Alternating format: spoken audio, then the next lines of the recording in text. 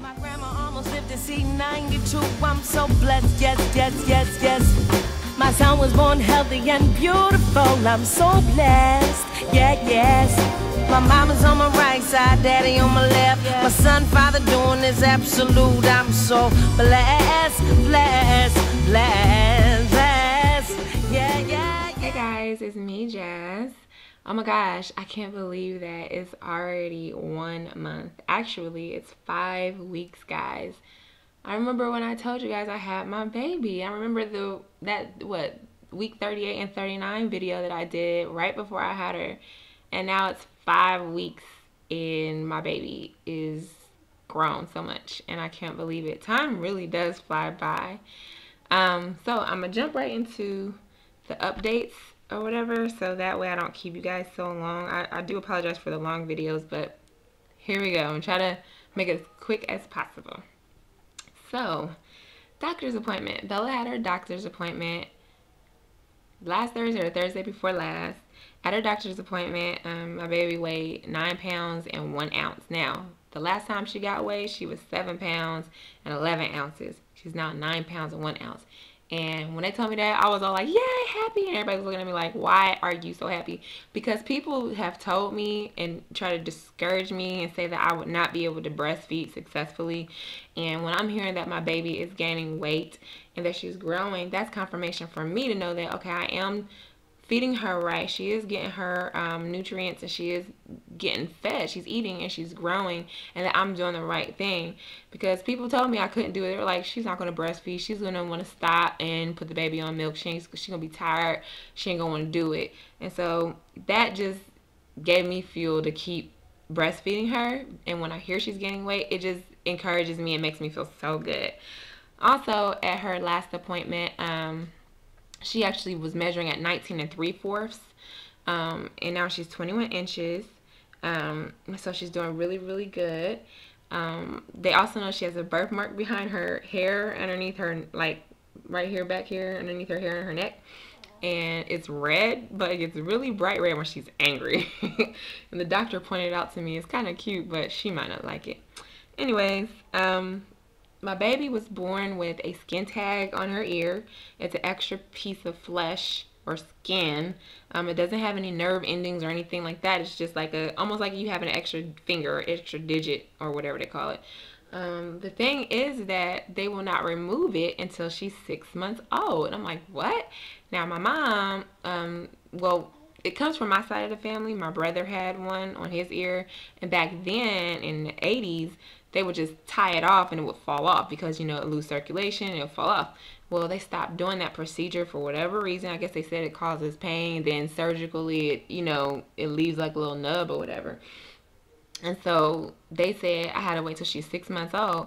And I was looking up the information, and it was something about putting my baby under like general anesthesia or whatever, put my baby to sleep. And I don't want her to have to be put to sleep. I'm like, there's got to be another way. So I saw online that, you know, they can freeze it off, or they can like put some anesthesia on it where it numbs it and then remove it that way and then give the baby some pain medicine or something like that. But I'm like, I'm thinking if they do it now while she's still small, you know what I mean, it's not going to be as bad. But I don't know. What I would like to know is if you are a parent who has a child that was born with a skin tag, can you tell me the methods and how you got it removed? And did they have to put your baby under anesthesia? Because it just seems a bit much for a little nub. I mean, it's literally this small. It's so tiny. Like, I don't understand. I don't want my baby to have it on her for, you know, a whole 6 months, you know what I mean? Because I want to get her ears pierced, and I don't want them to pay attention to that little nub, you know what I mean? It's going to draw attention to it. And then I don't want her to grow up and then have the nub on there. You know, kids is mean, pick on her and stuff like that. So if y'all can help me with that, that would be great. Another thing that I wanted to let you guys know is that Bella has been sleeping in the bed with me. She was sleeping in her crib when she was first born, but then after that, she wouldn't sleep in there no more. She sleeps with me. I'm trying to figure out why. Is it because she's in a warm bed and she's next to her mom, or is it the mattress? And the reason why I'm saying that is because she wasn't in the bed with us. Me and Nate was out in the living room watching a movie or whatever, and we have her around us at all times. So she slept on the couch. Now, if y'all see my last video, you'll see that white couch is a white leather couch. It's not like it's the most softest, comfortable couch. It's really firm. And a lot of people don't like the couch. That's why I don't nobody stay at my house, and that's why I got that couch, so people didn't want to stay long. But it's not the most comfortable couch, but she slept on it like, you know, like an angel. So I'm thinking that it might have something to do with the mattress, because her mattress in her crib feels like an air mattress. I wouldn't feel comfortable on that mattress. So I'm thinking that's what it is. So I'm going to get a new mattress for her. That's my goal. One second, my sisters are here at the door. 1 second. Okay, so yeah, I plan on getting it. Y'all gonna be in the video. I want us to move out the way. Where is she at? Right here.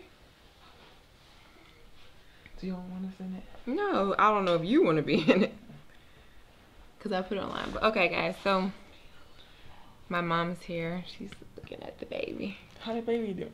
She's doing good. Her sleeping. Alright, guys, so where did I leave off at? Alright, so yeah, I'm gonna buy her a new mattress. Okay, next thing is my baby had cradle cap, okay, and it was really bad, and it was up here in the front and on the sides. Now, I was told to put some olive oil in it and then just scrub it out with a comb, and that's what I did. Next thing you know, my baby's hair then fell out all on the left side. She ain't got, Mom, why are you? You should listen to your mother. She ain't got no hair. I don't know what happened. Now, people said that, okay, you know, the Johnson's oil, because that's mineral oil, it dry out the baby's hair, and the shampoo would dry out the baby's hair, so that could have something to do with it. And then maybe I scrubbed out the hair or something. I don't know. But I just felt so bad because my baby has all this pretty hair, and it's all, you know, nice hair. Now she got a reverse George Jefferson on the left side of her head. She do, look at it. So that's my biggest concern. I want to know, did anybody else experience this? I know it'll grow back, but I just want to know, did anybody else experience this? So I plan on putting headbands on her head in the meantime. Let me see. Her umbilical cord fell off. Yeah. Her umbilical cord started bleeding really bad, and I was concerned because I was like, oh my gosh, because I was putting alcohol in. One pediatrician said, don't put it in there. Another pediatrician said, do it, and it started bleeding. Well, eventually it dried out, and she would cry, and then, like, I noticed that her stomach, like, would open up and close, like the part where the umbilical cord was. Like, you ever see, like, a train, and it has, like, the pipe, and it opens up and closes? That's how her stomach was doing. So I wanted to touch it to see, like, is that her umbilical cord or what is it? And when I went to touch it, it just fell off. So my mom says to me, you know, are you going to save it? Because I saved yours, and I put it in a plastic bag, and I saved it up until it turned into a little black speck. I remember those words exactly.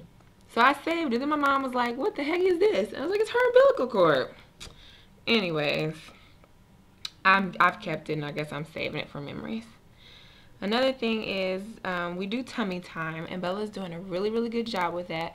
I bought Bella a like little mat, and it has like toys and like a rattle and this little birdie that sings on it, and she does really good with her tummy time. Now, she's not to the point where she can keep her head held up, but she can hold it up and look left and right and then put it back down. So she's strengthening her neck. Also, what she does is, like, if she's laying on me or Nate's chest, I know she's like, she can scoot. Like, her core muscles are really, really strong. So she'll get to the point where she's scooting all the way up my chest past my neck, and I'm like, where are you going? You can't go anywhere else. So her core muscles are really, really strong. And I'm also noticing that she's to the point where she can actually try to turn. That's how strong her core muscles are. She also has been grunting a lot, and when she grunts, a part of that is her trying to move her body. And then she also coos now, but it's not like she's just talking all day. She just starts to coo, and I'm going to try to incorporate some of that in the video so you can see it, because she's asleep right now, and I can't never get a video with her awake. So I'm going to try to incorporate that in one of the video, well, in this video. And she don't cry. She does more whining. She's more like, like it doesn't get to the point of crying until you haven't met her needs, and then she cuts up. I mean, she wilds out to the point you be like, oh my God, is somebody killing you? She hates the aftermath of bath time. Like, she doesn't cry during bath time, but when it gets to us lotioning her down, she screams. And I try to warm up the lotion before I put it on her, but that don't work. I don't know what I'm gonna do when it comes to that. She also smiling, so instead of her just smiling after she's fed and smiling her sleep, she smiles during the day, and it's so cute. Another thing she's been able to do is actually stare into your eyes and lock your eyes in. So what I've been doing is trying to help her also practice for her motor skills later on down the line, and that's you lock in with her eyes and you just, you know, move left to right to make sure that she's following your eyes. So she's doing really, really good with that. Also, we're supposed to be flying during the holidays, and unfortunately the same day that we might be flying, she has to get her shots, which I really, really don't want to do because I feel like it's going to overstimulate her. So I don't want to fly on Thanksgiving because I'm scared about terrorist stuff, to be honest with you, but I would like to wait it out, but I don't know. But my question to you guys is, for those of you who've traveled with an infant, did you take your car seat and your base and the travel system, like the stroller? And if you took the base, like, how did you log all that stuff on the plane with you? That's a lot of stuff. Did you buy an extra seat for the baby, or did you hold the baby? Those are my questions. And then just how was your trip overall? And did you have someone help you, like one of them TSA agents help you? Because I will be by myself with the baby. That was basically it with Bella. So she's doing really, really good, and I'm so proud of her. She's such a sweetheart. Okay. To me, I've been doing pretty good. I feel like I'm getting the hang of this mommy thing. You know, I still have my times where I get a little worried or afraid and different things like that, and try to pray about it to keep myself mentally sane, because if you keep worrying so much, you can drive yourself crazy. So I try to keep myself from going nuts and worrying too much. Like, okay, who is that? What is this? Am I gonna try to take my baby? Is my baby okay? Is she breathing? You know, like, all those things come into my mind like crazy. I am still losing some of my weight.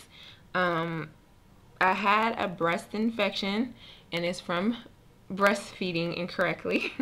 And basically what I did wrong was that I wore a wire bra.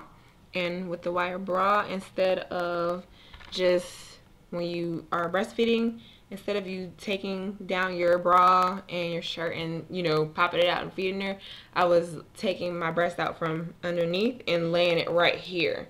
And that's where my pain was, and that's where your ducts are, and my ducts were getting plugged up, basically. So the infection is called mastitis, and basically what that is where your ducts are plugged up for a duration of time, and they go untreated, and it can get infected, and it can get infected in one area. And for me, it was right there, and I had like a red streak, and that's how you know you got an infection. And then it's also accompanied with fever and chills and different things like that. So I had to take Keflex for it. And that's, if you ever get mastitis, that's what you might have to take. Something else. Bella's having a bowel movement right now. What are you doing? That's what you have to take 3 times a day for 7 days. It smells very strong.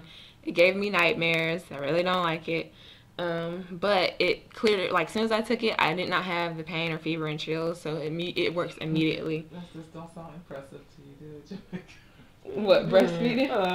Breast infection. What you doing? Oh, breast infection? Oh, yeah. And then the thing is, you still have to feed the baby. Like, unless both of your breasts are infected, you still need to nurse, because the baby, their sucking mechanism is the best way to get that duct to be unplugged. You also need to apply warm compress to the infected area where the pain is, and you need to massage those plugged ducts out. You'll actually feel the hard little knots. Like, you got to massage it out of your breast. So that's what I had to do, and I started feeling better probably the 2nd day, as far as like the pain and everything is concerned. Oh, I forgot to tell you guys, also you want to make sure you drink at least 3 of these things. This is what I got from the hospital, but you want to make sure you drink at least 3 of these while breastfeeding to keep you from being dehydrated, because you will get thirsty when you breastfeed. Another thing that I was going to tell you guys about when it came to me is, let me see. I don't know if I'm doing too much, but you know, you're not supposed to do anything for 4 to 6 weeks. Your bleeding should stop. Mine has somewhat stopped, but it's not like the new blood. It's like the old blood. And that's concerning me because I'm rolling up on my 6 months and I thought it was supposed to be gone. I don't know.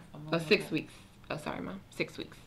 So I don't know why I thought it would have been gone by now, especially with me breastfeeding, but it's not. Let me see. And then one last thing is my hair. It's been growing a lot. It usually doesn't grow this fast, but it has grown a lot. Usually it falls out, you guys, like I guess after you have a baby, but mine's been growing. But one of the things, I have a lot of subscribers who are hairstylists, and I want to get my hair colored. Like right now I have a black rinse in it, and I want to get like highlights on this part. But my question is, do I have to wait until this black rinse is out, or can I put the permanent color on top of it? And also with my complexion, what color do you think would be good? And I think that is it. I think I've held you guys up long enough. I'm just checking my my memo pad, to see if there's anything else I need to talk to you guys about. No, that's it. Also, I wanted to thank, I think her name is Cupcake, or Cakes Cups, I don't know. But on my last video, you were saying to help me with remembering about the breastfeeding to wear a bracelet. And, you know, to switch, which, you know, to remind myself. And I think that was a great idea. So I wanted to tell you thank you. And thank you guys for watching my video. I think that's it. If you guys have any questions or anything like that, please feel free to ask me or leave a comment or anything like that. Here at the bottom, you can follow me at SugarHoneyIcedTea7 on Twitter. And I do a lot of my updates on there, my day-to-day updates. So please follow. Thank you, Big Bit, for letting me know. It's follow, not subscribe. But follow me on Twitter. Okay, guys, that's it. Thank you for watching. I really do appreciate you guys. I hope you know that. Alrighty, bye.